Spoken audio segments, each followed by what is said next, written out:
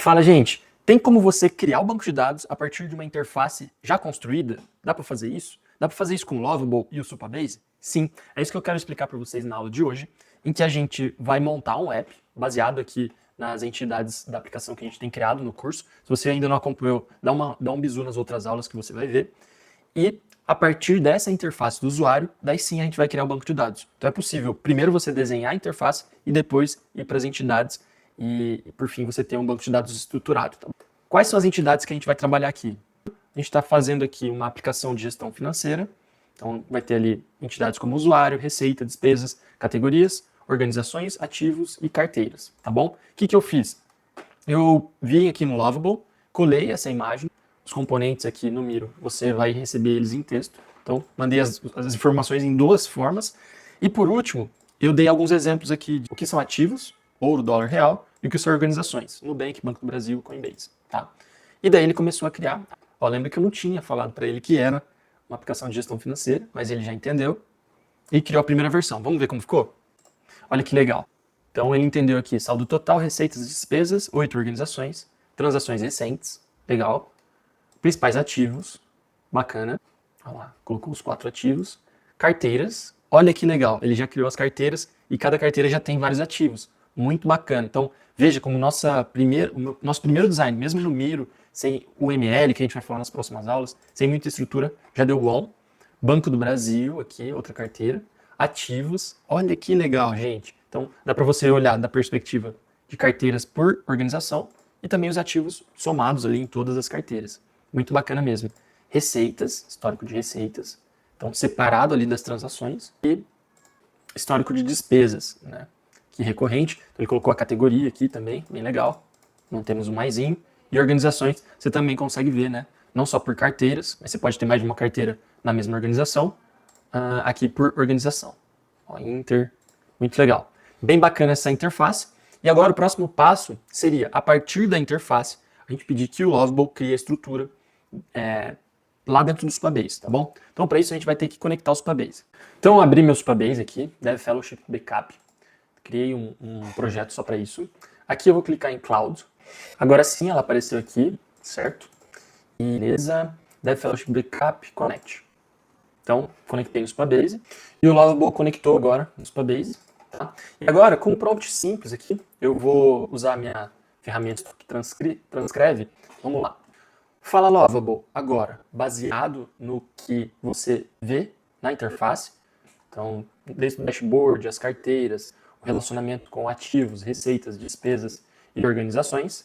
Quero que você crie um banco de dados no Supabase. Busque usar os nomes de tabelas em inglês. Beleza, ele está começando a criar aqui. E agora vamos aguardar. E depois disso, ele vai gerar aqui o primeiro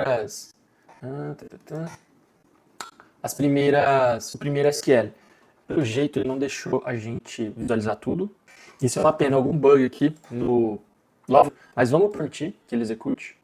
Depois a gente visualiza qual que era o SQL. E agora sim, ó, depois que ele acabou, ele cria um arquivo de migração. Migração é quando a gente altera o banco de dados e tem um arquivo explicando naquele momento o que a gente alterou, como estava antes e como ficou depois. Então, tem até a data aqui, né? 2025, 11, 3. Então, é a data de agora. E aqui dá para a gente ver as tabelas que foram criadas. Primeiro, profiles, ele chamou de os perfis ali dos usuários. Ele já criou as policies. Temos um curso do Supabase que explica o que são as policies, mas basicamente são as permissões de acesso a essas tabelas para deixar elas mais seguras. Organizations, ali os campos name, type, então basicamente isso.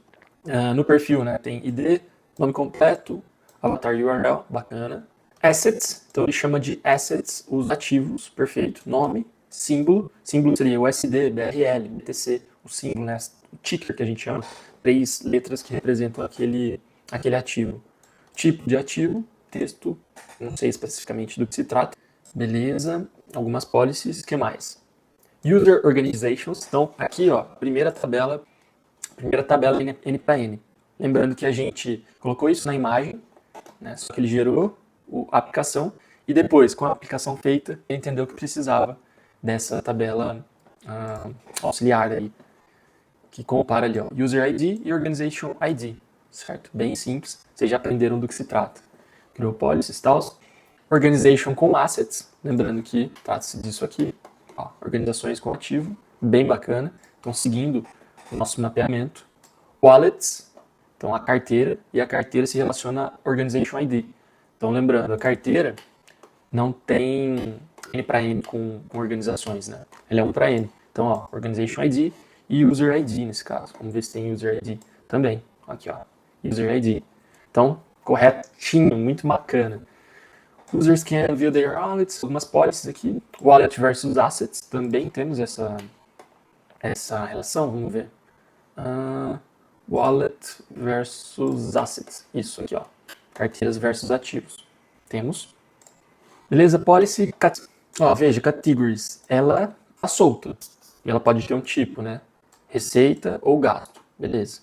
E quem que utiliza ela? Income, então isso aqui é receita, vai ter um category ID, certo? Então, beleza.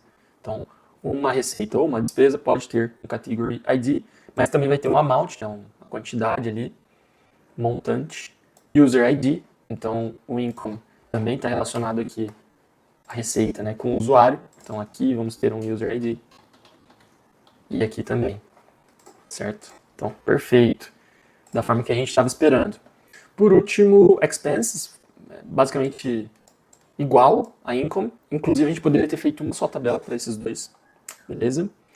E show, basicamente isso. Então ele criou todas as tabelas necessárias, tá?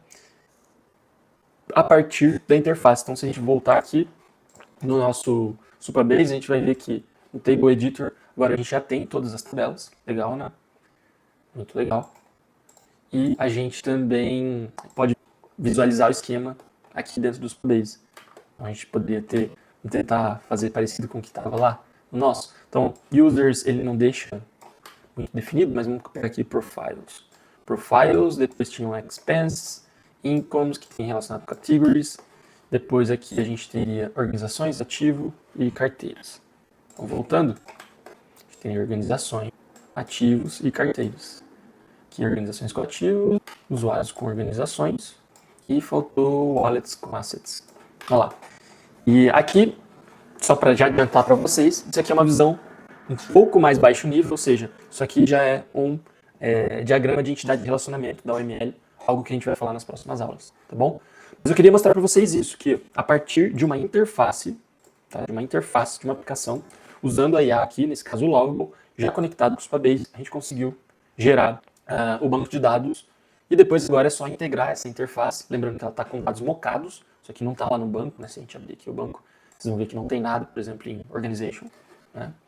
Mas a gente já consegue começar a integrar essa interface com o banco de dados. Beleza? Espero que tenham curtido. Até mais. Gostou dessa aula e quer ver o curso inteiro? Vai em devfellowship.com e siga @devfellowship e @tainafidelis.